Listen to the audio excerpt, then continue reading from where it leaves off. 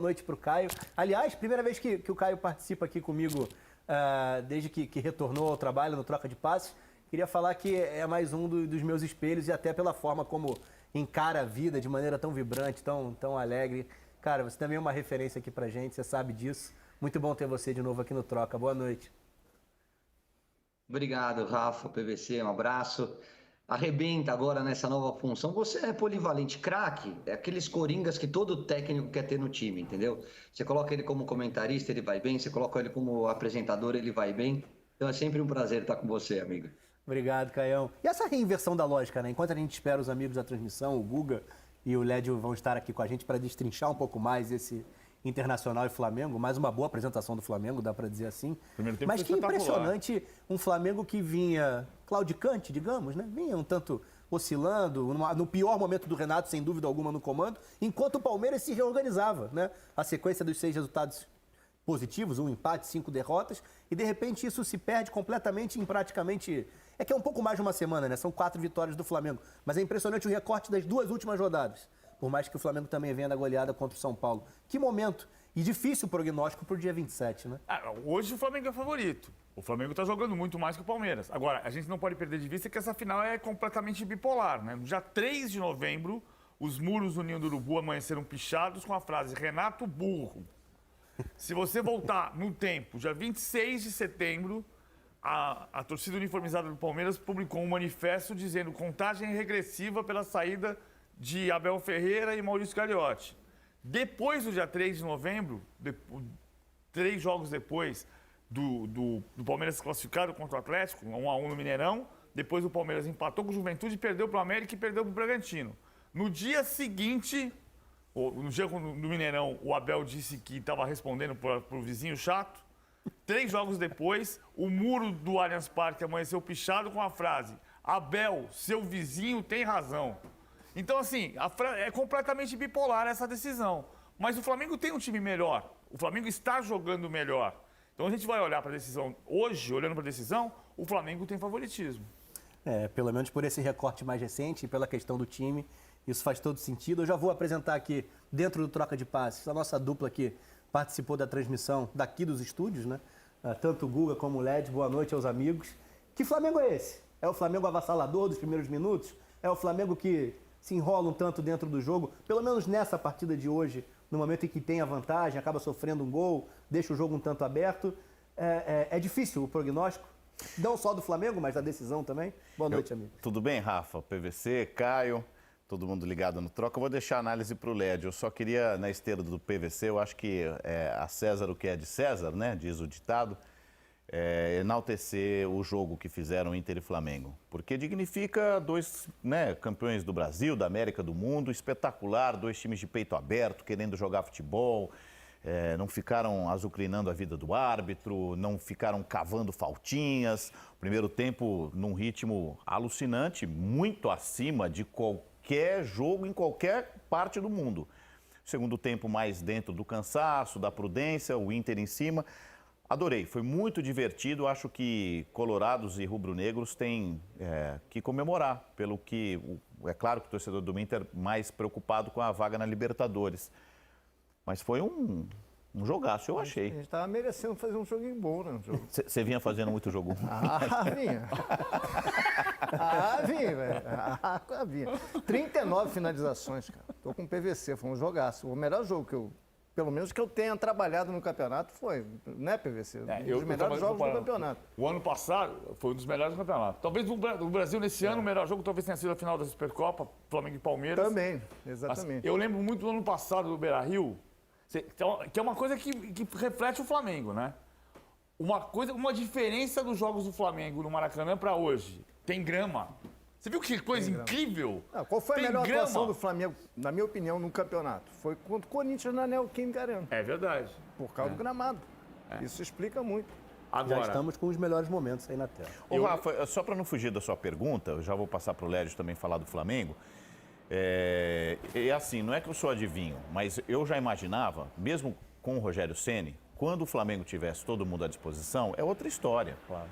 É muita gente. O Gabriel hoje fez o jogo 17 dele, gente. O Gabriel não jogou um turno do Campeonato Brasileiro, a gente está na rodada 34. A Arrascaeta fez o 12º. Quer dizer, quando os caras principais estão à disposição, é outra história, é muita qualidade. Vocês perguntaram o que é melhor, né? Se a intensidade, a velocidade do Flamengo. Eu acho que a cara do Flamengo é aquela, dos 10 primeiros minutos, de muita velocidade, triturando o adversário. Foram fatais esses 10 minutos para o Inter. O Inter conseguiu se recuperar no jogo, mas o passivo já era muito grande. Não deu para conseguir chegar ao empate, mas o Inter equilibrou o jogo a partir dos 15 minutos do segundo tempo. Agora, o Flamengo não é um time taticamente perfeito, né? Ele dá muito espaço para o adversário, ele permite que o adversário tenha muito espaço para atacar. É que o Inter, no segundo tempo, como o Guga disse, cansou muito. Bateu o nervosismo, começou a errar muito passe, começou a tentar forçar muito passe. E aí baixou a produção ofensiva do Internacional. E o Flamengo continuou errando também em contra-ataques. Poderia ter aumentado o placar. E o Flamengo é um pouco dessas duas questões. É um time que tem uma rapidez, uma intensidade muito forte no contra-ataque. Tem um talento individual que ninguém discute. Agora, taticamente, ele dá espaço para o adversário contra-atacar. Alguns clubes já se aproveitaram disso no Campeonato Brasileiro.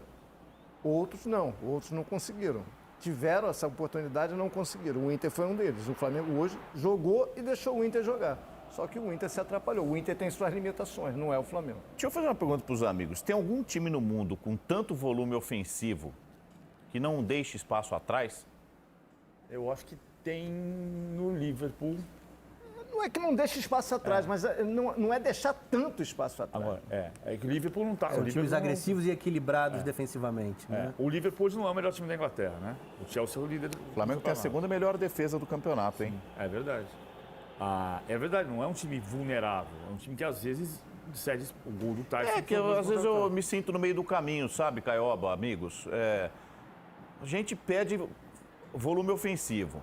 Aí, quando um time entrega o volume ofensivo, a gente fica olhando para o espaço que deixa atrás. Quando tem um time defensivamente consistente, a gente acha pobre ofensivamente, que não chega a 2 gols de média por jogo no Brasileirão. Então, é duro, né, agradar a gente. Vamos combinar. O Flamengo chegou a 150 gols em 2021, só na temporada. O presidente do clube, chega o treinador e fala, vem cá, aqui é Libertadores da América. Esse negócio de São Paulo é problema deles. Se ajudar a cair, o palmeirense vai ficar feliz. Mas não pode ser o objetivo da instituição algo que, nesse momento, que não lhe pertence. O que pode pertencer ao Palmeiras? A Taça da Libertadores. Pode. A queda de São Paulo, problema de São Paulo. Se cair, o palmeirense vai para a rua, faz festa. Agora, ele vincular uma trajetória de Libertadores ao São Paulo é pensar muito pequeno. Aí o Abel, ainda bem que o Abel não fez um negócio desse. Porque é um cara acostumado ele vem de uma outra origem. Né? E essa rivalidade não é o cara que viveu a rivalidade. Ele sabe, mas ele não viveu. Eu acho que era assim, seria surpreendente. E o Renato e ele foram bem. O que o Renato vai fazer? É dar mais minutos, talvez, na terça-feira para o Arrascaeta, para ver se ele joga 30, um pouquinho mais, e aí vai passar o resto da semana pensando se começa, se não começa. Porque é o seguinte, o Flamengo que a gente viu hoje, no início, é um Flamengo de pressão. O Flamengo pressiona, encaixa, corre. Eu boto o Bruno Henrique passou por isso de perder o Bruno Henrique na quarta-feira contra o Corinthians. Ali já talvez ele tenha passado do limite. O Bruno Henrique, se não joga na quarta, estaria em campo hoje, jogando com o Flamengo, se preparando para a Libertadores. O Bruno Henrique entrou, perdeu o ensaio uma semana antes e vai passar essa semana mais de 10 dias sem jogar. Isso é bom para o Flamengo? Nem um pouco. Aqueles 3 pontos são ótimos, são sobre o Corinthians, mas vai mudar a história do Flamengo no campeonato? De jeito nenhum. Mas correu o risco de perder o Bruno Henrique. Para mim, ali, ele jogou no risco. Porque não mudou nada, ele não estava disputando título com o Atlético Mineiro. Gente, o Campeonato Brasileiro, assim, pensando no campeão, já acabou. Você tem tem outras coisas em disputa. Se aí o campeão, mais cedo ou tarde. E ali ele quase perde o Bruno. E agora ele tem Arrascaeta e Bruno, que são super importantes. se a ideia deste Flamengo é pressionar o Palmeiras, com Arrascaeta e Bruno, eu consigo?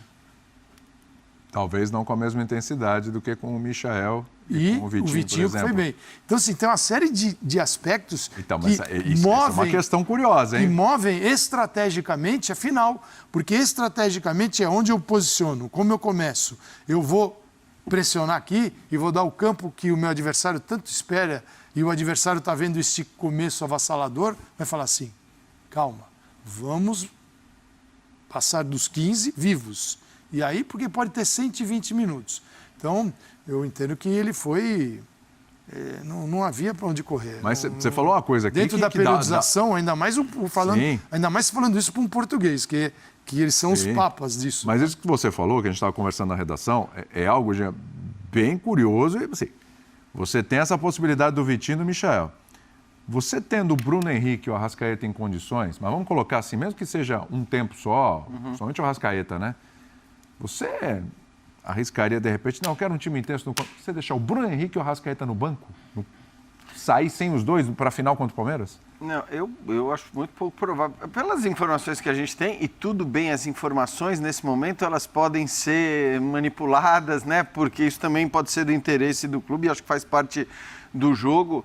Mas eu não acredito, eu acho que o Bruno Henrique, pelo que a gente sabe, ele vai jogar. E ele não jogou hoje por uma prevenção, né? Tanto que o Bruno Henrique continuou jogando a partida depois daquele episódio, fez o gol, comemorou correndo, inclusive, que não sei se ele faria se não estivesse bem. Então, acho que a discussão do Bruno Henrique, ela não imagino que exista.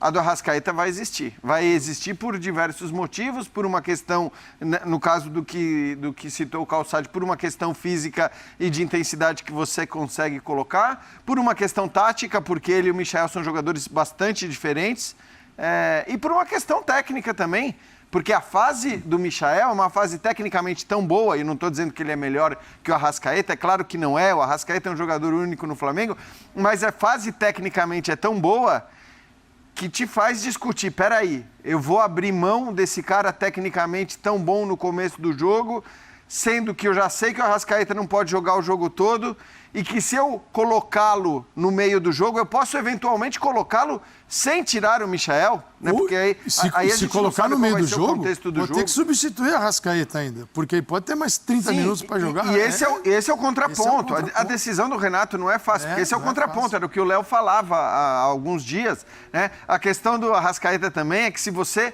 guarda para colocá-lo em campo e sabe que ele tem, sei lá, condições de jogar 30 minutos, você vai colocá-lo aos 15 do segundo tempo, sem saber se eventualmente depois dos 45 do segundo tempo vai ter mais jogo, porque tem prorrogação. Então, você tem bons argumentos para os dois lados, né? Eu acho que a decisão não é fácil e não adianta, né?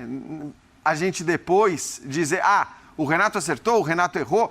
Ganhe ou perca, porque às vezes você pode perder um jogo por outros motivos, mas muita gente pode dizer, perdeu porque escolheu a Arrascaeta ou o Michael, ou olha só como ele acertou, o time foi campeão porque o Michael foi decisivo. Então, eu acho que é bom a gente lembrar antes do jogo que você tem bons argumentos para as duas escolhas, né? Não é uma escolha fácil, é uma escolha que eu acho que vai ser escondida, ainda que o Renato já saiba hoje o que ele vai fazer, eu não acredito que ele vá divulgar com muita antecedência. A gente tem uma semana. Parabéns, e se der errado, deveria ter feito outra escolha, né? Basicamente é isso. A gente tem uma semana.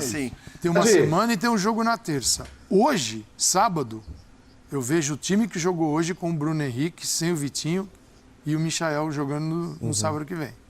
Porque a menos que ele tenha convicção de que o Arrascaeta joga 45 minutos. Aí é melhor começar com o Arrascaeta. Porque 45 é 45. O segundo tempo pode ter 45, mas pode ter prorrogação. Pode ser 75. E aí você entra com o jogador já guardando uma alteração para ele, também tem isso. Se ele for a alteração, ele já queimou uma. E se ele tiver que ser substituído, um único jogador queimou duas. Isso para uma final, porque o adversário pode mudar 5. Sim. Você tem como lidar com a Arrascaeta. Você muda 5, mas queima 2 com um jogador só. Então, tudo isso tem que estar no panorama do treinador para pensar quem é que começa, quem é que termina. Eu vejo o Flamengo hoje pensando num time que precisa pressionar, correr, jogar, joga o Michael e o Vitinho sai e entra o Bruno Henrique. Hoje, vamos ver o Arrascaeta na terça, quanto que ele vai receber do Renato em campo. Bertozzi chamou... Esse é o João Pedro, o maior especialista do Brasil em geração de renda na internet e o único que já transformou a vida de mais de 30 mil alunos. Encare uma realidade. Para a crise não te derrubar, você precisa ganhar mais dinheiro. Conheça o passo a passo simples e garantido para faturar online pelo menos de 100 a 500 reais por dia, de forma quase automática. Clique agora no link na descrição do vídeo para transformar a sua vida e começar a lucrar hoje mesmo.